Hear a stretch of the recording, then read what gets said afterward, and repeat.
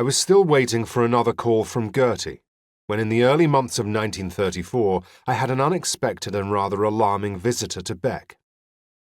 My people are related through marriage and other kinships to the traditional rulers of Mirenburg, the capital of Weldenstein, which the Nazis and later the Soviets would annex. Although predominantly of Slavic stock, the principality has for hundreds of years been culturally linked to Germany through language and common concerns. It was my family's practice to spend the season in Mirenburg at least. Some members, such as my rather unwholesome Uncle Ricky, disgraced in Germany, chose to live there almost permanently. The rulers of Mirenburg had not survived the tenor of the century. They too had known civil war, most of it instigated by foreign interests who had always sought to control Weldenstein. The Baderhof-Krajny family had been restored to power, but more as clients of Austria than as independent rulers.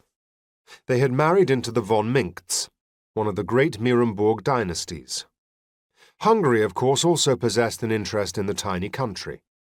The current Prince of Weldenstein was my cousin Gaina, whose mother had been one of the most beautiful women in Budapest and was still reckoned a powerful political mind. I knew and admired my aunt. In middle years she was an impressive woman, maintaining her adopted country with all the skills of a Bismarck. She was ailing now. The rise of fascism had shocked and exhausted her.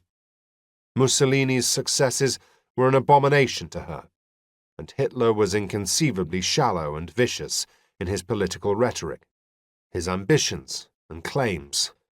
But as she said when last I saw her, Germany's soul had been stolen already. Hitler was merely addressing the corpse of German democracy. He had killed nothing.